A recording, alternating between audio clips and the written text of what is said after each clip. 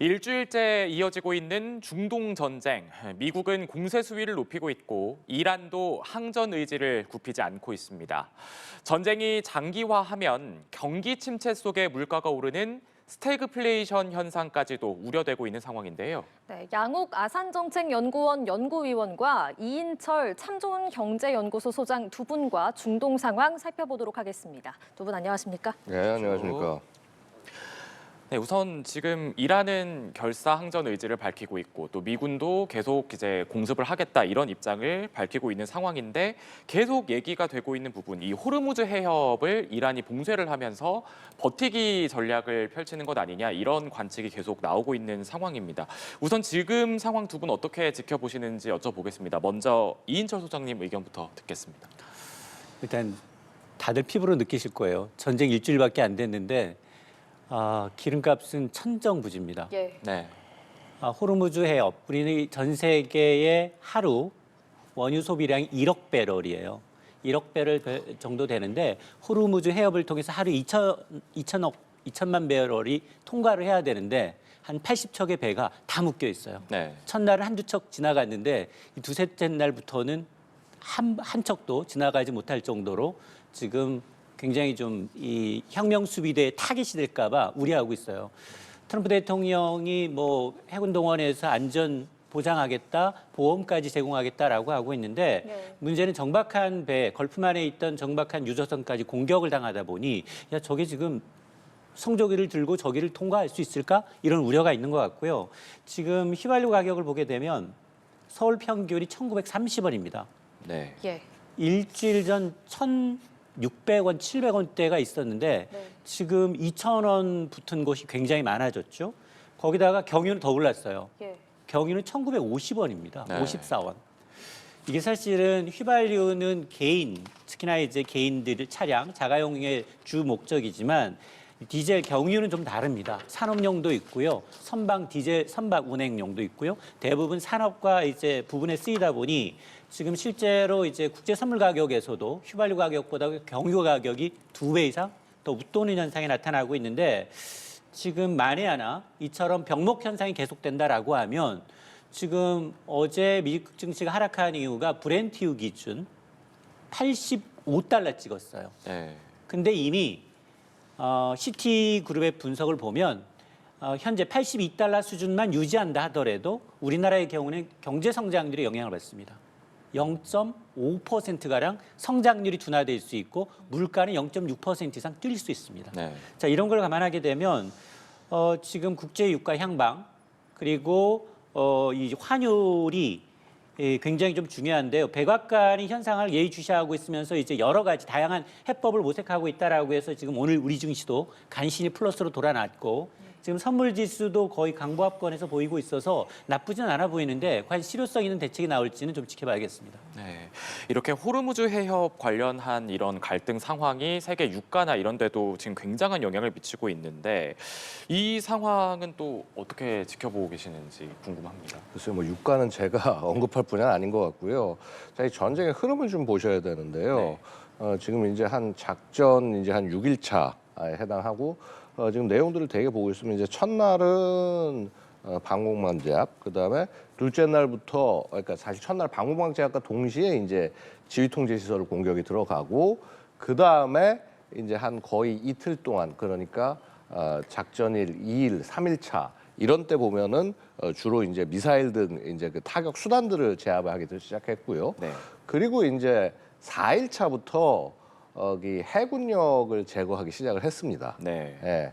그리고 이제 사실 이게 흐름을 보면 아마 마지막 단계는 산업 생산망 그러니까 이제 뭐 드론이라든가 미사일 생산할 수 있는 능력을 제거하는 게 마지막 단계일 텐데 네. 지금은 아마도 이 해군력과 이 산업 기반을 제거하는 작전을 동시에 수행하고 있지 않나 이렇게 생각이 됩니다. 네. 그래서 뭐 계속 뭐 뉴스에 나왔습니다만은 뭐 예를 들어서 조금 다른 지역에서 그 이란 구축함을 격침한 일도 있고요. 지금 하여튼 일단 이란 해군에 관한 자산들은 전부 무력화시켰다라는 모습을 볼 수 있습니다. 그러니까 기본적으로 이 작전의 목표 자체가 미국이 지금 계속 얘기를 하는 것은 이거 정권 그러니까 레짐 체인지를 목적으로 한 군사 작전 아니다. 군사 작전 자체는 레짐 체인지의 목적은 아니지만 그러면 뭘 하는 거냐?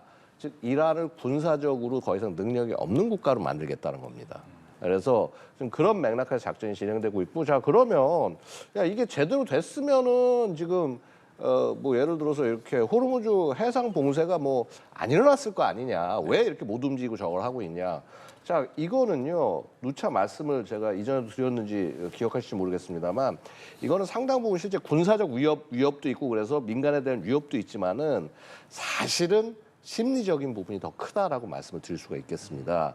즉 단 한 발이라도 맞을 수 있는 가능성, 그렇게 해서 그걸로 인해서 피해를 볼 수 있는 가능성, 이런 부분들에 대해서 아무래도 뭐 예를 들어서 선사라든가 혹은 뭐 이렇게 운반하는 뭐 정유사라든가 이제 여러 가지 회사들이 그런 부분의 리스크를 사실은 피하고자 하는 부분이고, 자 보면은 사실은 초기에 보면은 이제 이렇게 소위 그 이란의 그 혁명 수비대가 야, 우리 이거 봉쇄하겠다, 이슬람 혁명 수비대 이제 못 움직인다라고 할 때 그리스 선박들 같은 게 보면 일부 뚫고 나온 경우도 있단 말이죠. 네. 굉장히 어떻게 보면 이제 리스크를 걸고 움직인 부분인데, 근데 시간이 사실 지나면 지날수록 리스크가 낮아져야 되는데 리스크가 실제로 상대적으로 조금 낮아졌을지 몰라도 전쟁에 대한 공포는 커지다 보니까 결국 시장 자체가 느끼는 그런 공포에 의해서 어떻게 보면 심리적 봉쇄가 일어난 것이 아닌가, 뭐 이렇게 말씀드릴 수도 있겠습니다. 네, 알겠습니다. 자, 지금까지의 전황을 두 분 전문가분들께서는 어떻게 보고 계시는지 좀 들어봤는데요. 먼저 오늘 많은 시민분들이 아마 정말 체감하셨을 부분이죠. 유가 얘기부터 좀 자세히 이인철 소장님과 나눠보도록 하겠습니다. 이란이 걸프 해역에 있는 유조선을 공격했다는 소식이 전해지고 국제 유가가 다시 크게 좀 뛰었습니다. 근데 우리나라는요, 기름값이 이 국제 유가가 오르는 것보다 훨씬 더 뭔가 많이 영향을 받은 것 같은 느낌인 게 정말 말씀하신 것처럼 200~300원이 훅 뛴 것 같거든요. 그리고 휘발유보다 경유 가격이 더 뛰었습니다. 이 이유는 어디 있습니까? 지금 보면 전 세계 원유 공급의 20% 이상이 막힌 상황이에요. 그럼 우리나라뿐만이 아니라 전 세계가 빨리 원유 공급, 이제 수입선을 다변화하면서 중동 이외의 지역으로 손을 벌려야 되는 상황이거든요. 그런데 지금 보면 이 사우디부터 시작을 해서 이라크, 쿠웨이트 이 인접 지역에서 원유를 생산해도 이거를 물동량 밖으로 나가지 못하니까 저장 공간이 없는 겁니다.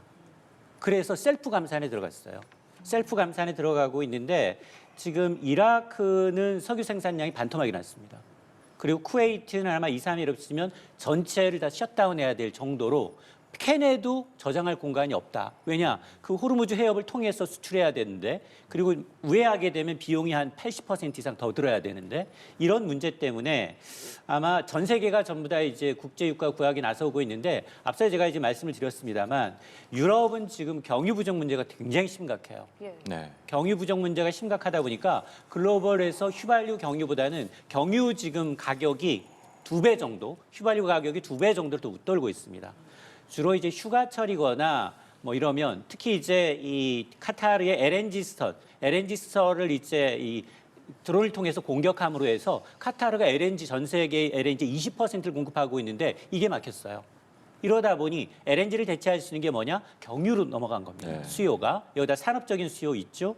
이러다 보니까 우리 지금 경유하고 휘발유 가격 역전 현상인데 사실 우린 유류세를 인하해주고 있어요.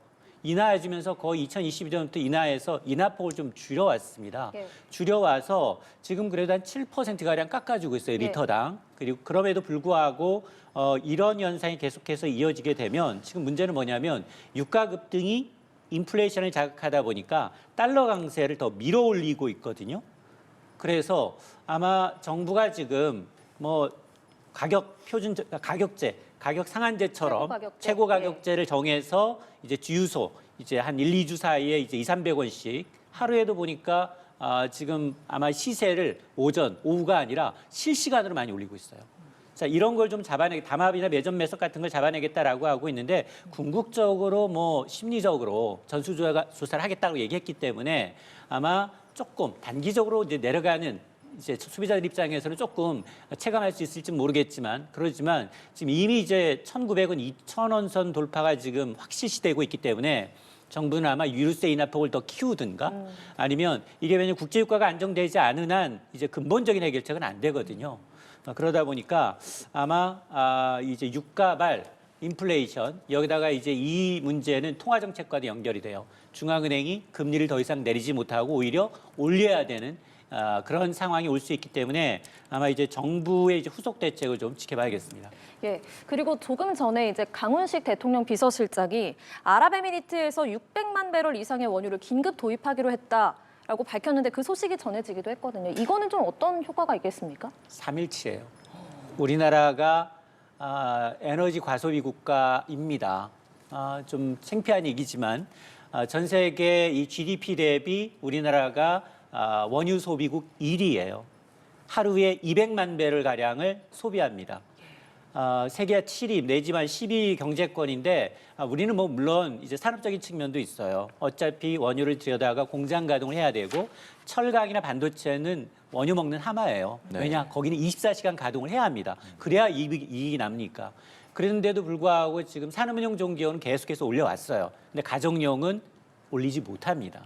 자, 그런 것 때문에 지금 아마 계속해서 가격이 지금 수준만 하더라도 굉장히 좀 부담스러운데 연초만 하더라도 브렌트유 기준 60달러 선이었는데 지금 85달러까지 올라와 있어요. 예. 여기다가 10달러 정도 올라가면 90에서 100달러입니다. 그건 임계점이에요. 세 자릿수 넘어가게 되면 다른 얘기예요.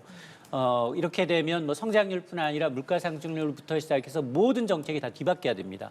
왜냐? 한국은행이 올해 이 경제 성장률 전망하면서 배럴당 60달러 중반, 65달러 했는데 이건 이미 20달러 이상 높은 수준이기 때문에 그랬을 경우에 65달러일 경우에 올해 성장률 2%거든요.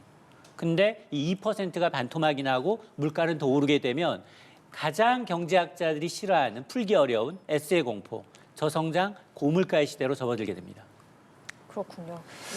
네, 우선 지금 이렇게 유가 상황도 불분명하고 또 굉장히 이런 불확실성이 커지고 있는데 일단 그럼에도 불구하고 지금 이제 미국이 계속 공격을 하고 있는 이런 양상을 보면 아까 이제 양 의원님께서 짚어주신 것처럼 이란의 군사력을 좀 무력화하는 방향으로 굉장히 좀 쏠리고 있고 그래서 일단 지금 해군에 발을 묶는 동시에 이런 미사일이나 이런 생산 시설을 같이 무력화시키는 이런 방향으로 지금 전쟁이 나아가고 있는 것 같다 이렇게 분석을 해주셨는데 이렇게 되면서 또 하나 관심인 게 지금 지상전 여부잖아요. 예. 여기에서 계속 나오고 있는 게 쿠르드족 얘기인데 예. 지금 계속 전쟁에 개입을 한다 이런 얘기들도 나오고 있습니다. 우선 트럼프 대통령은 지상전을 염두에 두고 있는 상황인 걸까요? 어떻게 보세요? 자, 일단은요. 이게 자꾸 이제 지상전 얘기들을 많이 하는데 네. 미군 지상전이 갈 가능성은 저는 지극히 낮다라고 계속 지속적으로 말씀드려왔습니다.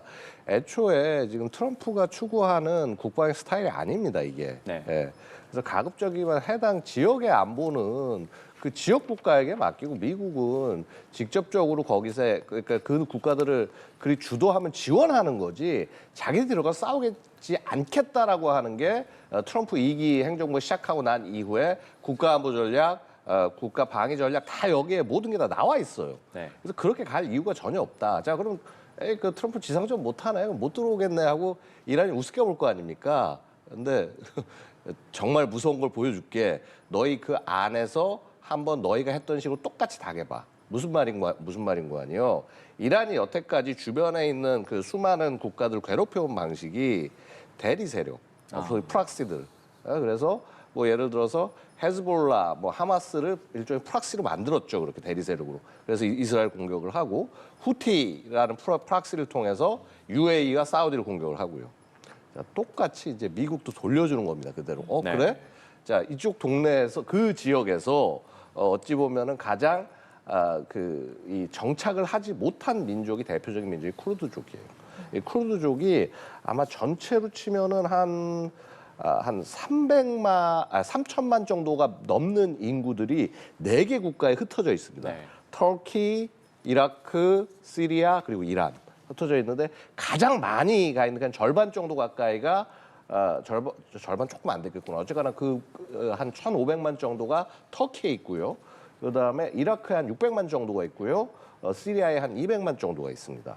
그리고 이란에 얼마가 있냐면 한 800만에서 1,000만 정도가 있습니다. 이게 이란 전체 인구의 한 9에서 12% 정도에 해당하는, 그러니까 대략 한 10% 정도 생각하시면 돼요. 그러니까 사실은 뭐야, 뭐 10% 인구 갖고 뭐가 되겠냐 싶긴 하지만은요. 특히 이제 이 인구들이 이제 보면 소위 우리 크루드 벨트라고 그래서 이렇게 터키부터 뭐 이란, 이라크 쫙 걸쳐가지고 이렇게 북쪽으로 이렇게 연결이 돼 있는데, 여기에 이제 특히 이제 서부 그 자그로스 산맥 지역은 사실은 거의 이 쿠르드 쪽에 이란의 쿠르드 쪽의 그 주 지역이라고 보시면 됩니다. 네.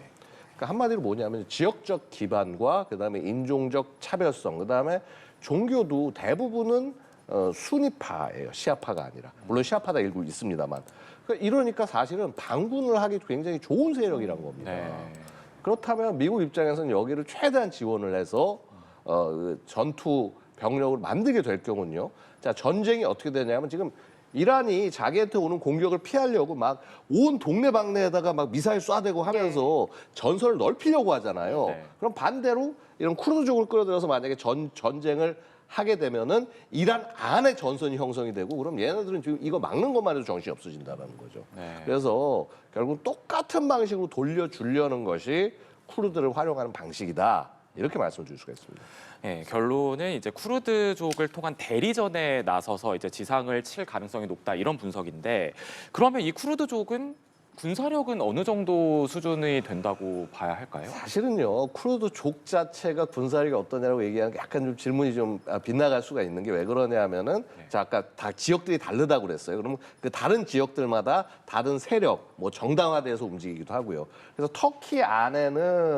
터키는 사실은 이제 그 독립 세력으로 하려고 하는데 터키가 굉장히 이걸 싫어해가지고 해서 탄압을 하고 있고요. 그 다음에 이라크 같은 경우는 사실은 이제 미국의 이라크 침공 때 협조를 하면서 자치권을 얻은 그런 상황입니다. 네. 그다음에 시리아 같은 경우는 사실 이제 반군 중에 한 일파가 돼서 싸운 거겠죠. 그럼 여기서 말씀드리면 대부분 지금 이란 이외에 나머지 있는 지역에 있는 쿠르드족들은 사실상 대부분 전투 경험들이 있습니다. 네. 그래서 나름 잘 싸우는 전사들로 표현을 할 수가 있어요. 특히 이제 시리아나 이라크에 있는 쿠르드족들 같은 경우는 뭐 거의 뭐 상당한 전투 세력이라고 볼 수 있습니다. 예. 근데 문제는 이란 내에 있는 쿠르드족들은요, 사실은 체제에 어느 정도 수능에 있었어요. 일부 정파들이 거기에서 이제 반정부 활동을 벌이면서 반군 세력, 저항 세력을 형성했지만 반군이라고 부르기도 조금 부족할 정도의 화력과 능력을 갖추고 있는데, 이제 이거를 보강을 해주는데 어떤 식으로 보강을 해줄 거냐. 미국이 직접 해주는 방식이 있을 것이고요. 그럼 미국이 주변에 뭐 이라크나 시리아에 있는 쿠르드족들한테 지원해서 거기 있는 병력들이 들어가서 현지에 있는 쿠르드와 조합을 해서 싸우는 방법처럼 후자 쪽의 가능성이 상당히 있다고 보는데, 자, 어쨌거나 미국이 해줄 수 있는 거는 그 장비들을 막 보내주는 겁니다. 예. 돈을 줘서 장비와 무장을 시키고요. 일단 제일 힘든 게 차부터 없으니까 4륜구동 우리 이제 SUV 같은 거라도 잔뜩 사줘가지고 해서 일단 기동성 갖춰주고 총 쥐어주고, 자, 그런 문제가 뭐냐면 실제 나중에 어떤 반군 작전이 되는 단계에서 되면 부족한 게 뭐냐면 여기가 공중 지원 안 되고, 그 다음에 전구 차원에서 혹은 작전 지역 차원을 들여다볼 정보 능력 부족하고, 그런 거를 미국이 지원을 해주면 되는 거예요. 그러니까 제가 지금 말씀드리는 방식이 미국이 2001년에 아프가니스탄에 침공에 들어서 이제 빈라덴을 체포하기 위해서, 그 다음에 미국의 테러를 방치한 탈레반 정부를 처벌하기 위해서 당시에 반군을 활용했던 방법이 이런 방식이에요. 그래서 근데 다만 그때랑 차이가 있는 게 아까도 말씀드렸다시피 이라크 내에는 아직 반군 세력이 군사력이라고 부르기도 부끄러울 정도로 굉장히 취약한 상황이기 때문에 여기들을 다시 무장을 시켜서 웬만큼 싸울 준비를 만들고, 그다음에 미국이 어떤 지원할 수 있는 태세를 갖추고 공세에 들어가기까지는 시간이 좀 걸릴 거다. 아마 지금 그거 빨리 갖추기 위해서 지금 CIA나 혹은 미 특수부대들이 아마 그쪽 지역에서 굉장히 발빠르게 움직이고 있긴 할 텐데, 거기가 아무리 노력을 하더라도 아마도 한 1개월 이상의 시간은 걸릴 수밖에 없다. 이렇게 말씀드리겠습니다. 그렇게 되는데, 방금 이제 짚어주신 내용 중에서도 보면 이게 굉장히 여러 나라로 흩어져 있는데 이 쿠르드족이, 근데 터키 같은 경우는 특히 뭐 독립 세력 탄압 이락과 관련해서 굉장히 지금 이 쿠르드족에 대한 반발이 거세고, 근데 사실 이 쿠르드족이 참전하는 것에 대해서 불편해하는 국가들이 뭐 비단 터키뿐만이 아닐 것 같습니다. 굉장히 여러 나라들이 불편해할 텐데 이게 또 중동 전역으로 확전을 하는 이런 양상을 또 키울 수도 있다. 뭐 이런 얘기도 나오는데 어떻게 보십니까? 그러니까요. 제가 지금 말씀드렸다시피요. 아마 그 이란의 쿠르드 세력이 싸움 그 전투 병력이 되기 위해서는 아까 말씀드렸다시피 이라크나 혹은 터키에 있는 인원들이 그쪽에 들어가서 보강이 돼야 될 거예요. 그래서 아마도 뭐 그럴 수 있습니다. 터키에 있는 그 아예 그 터키 안에서 어떻게 보면 터키 정부가 허락을 안 하니까 네. 어떻게 보면 이란 쪽으로 들어와서 거기에 자기 영토를 잡으려고 할 수도 있죠. 자, 근데 이렇게 되면 어떻게 되냐면요. 결국 지상전이 개전이 되는 거죠. 이렇게 되면 지상전이 개전이 되고 특히 이제 그 각 국가들이 뭐 이라크 경우는 상대적으로 덜해지긴 했습니다만 터키나 이런 나라들이 두려워하는 세력이 거기서 싸워서 하면은 자, 그다음에 이게 터키가 어떻게 움직일 거냐. 터키가 뭐 쿠르드족을 또 옥죄기 위해서 뭐 공격을 하거나 무슨 이제 병참선을 차단을 한다든가 뭐 그런 일이 일어날 수도 있는 거고. 네. 자, 그렇게 되면 예상치 못한 또 교전이 그 뭐 이란의 기존의 혁명수비대 세력과 그다음에 이 쿠르드족 반군과 뭐 터키 뭐 이렇게 가는 굉장히 복잡한 그런 싸움이 될 수도 있는 거고. 그러니까 어디로 튈지 모르게 되는 겁니다. 네. 그러니까 그만큼 그쪽 지역의 정세가 불안해질 수도 있다. 뭐 아마 이제 이런 의견들이 나오는 거죠. 네. 네, 알겠습니다. 자, 이인철 소장님과 경제 분야 얘기 좀 더 해보겠습니다. 앞서 했던 유가 얘기를 조금 더 이어서 해볼게요. 미국에서도 우리나라처럼 이제 주유소에서 휘발유 값이 많이 올랐습니다. 그래서 아마 미국 시민들도 좀 많이 놀랐을 텐데 트럼프 대통령은 이에 대해서 기름값이 오르면 오르는 거다, 걱정 안 한다라고 하면서 전쟁이 끝나면 이 일만 끝나면은 이전보다 더 낮아질 거다라고 호언장담을 했단 말이죠. 좀 어떻게 들으셨습니까? 지금 민심이 폭발 직전입니다. 예. 미국은 기름값에 굉장히 민감합니다. 네. 기름값은 사실은 물값보다도 더 저렴하게 미국에서는 구할 수 있는데 지금 갤런당 3.25달러예요. 전국 평균이. 근데 캘리포니아주에 가시면 갤런당 5달러에 육박합니다.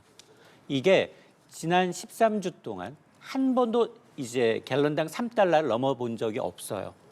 그러다 보니 지금 겉으로는 굉장히 쿨한 척. 전쟁 끝나면 국제유가 당연히 오르죠. 거품 빠지니까. 네. 그런데 지금 보면 지금 거론되고 있는 대책들을 보게 되면 우리랑 똑같습니다. 우리도 지금 유류세 인하 카드 만지작거리고 있는데 마찬가지로 유류세 인하 카드 만지작거리고 있고요.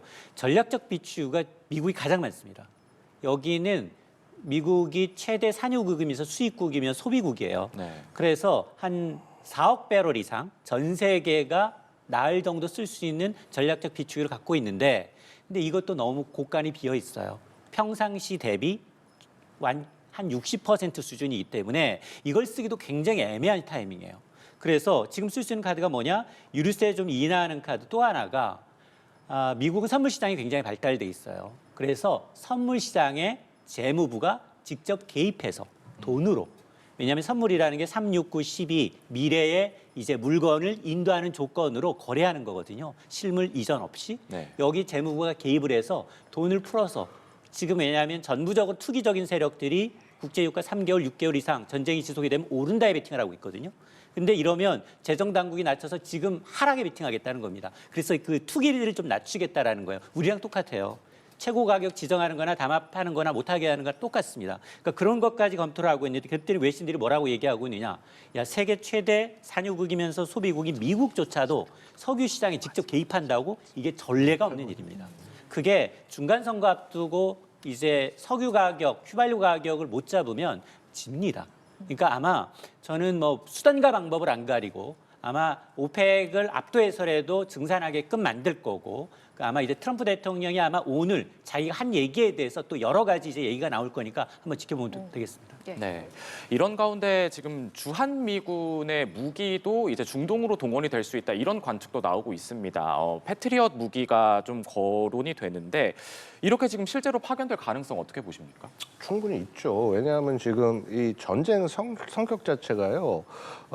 드론과 요격 미사일이 서로 소모전 양상이 됐어요. 근데 이게 압도적으로 요격 미사일 쪽이 불리한 게 가격도 훨씬 비싸죠. 네. 네. 그다음에 사실은 이렇게 생산과 재고도 이렇게 많지 않죠. 네. 자, 그러니까 야 이거 좀 부족한 거 아니야. 그래서 사실은 더더욱 더 이 원래 공격이 최선의 방어다. 그래서 그 어떤 시설 발사 지점 그다음에 이 생산 시설 이런 것들을 공격하는 게 그래서 그런 것이고요. 네. 그럼 지금 주한미군에 있는 패트리엇이 갈 가능성이 있냐? 있습니다. 충분히 있고 과거에도 이미 그 필요에 따라서 이동을 한 적이 있고요. 네. 자, 그럼 이게 빠져나가게 되면은 우리의 방어가 위태로워지는 것이 아니냐 이런 걱정을 하시게 될 텐데요. 네.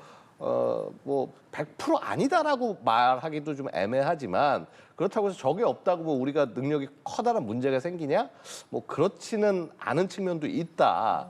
특히나 지금 최근에 주한미군이 그 역할을 이 한반도 방어에 한정하지 않고 그 좀 이렇게 유연성을 갖겠다라고 주장하는 그런 와중이기 때문에 네. 저 패트리엇 미사일이 애초에 계속 한국을 위해서 앞으로도 사용될 것인지 사실 이 부분은 저희가 사실 어떻게 보면 스스로 질문해봐야 되는 부분입니다. 저희는 그거를 한국이 스스로 천궁2나 뭐 SM 같은 시스템을 채용을 해서 가기를 바라는 걸 거고요.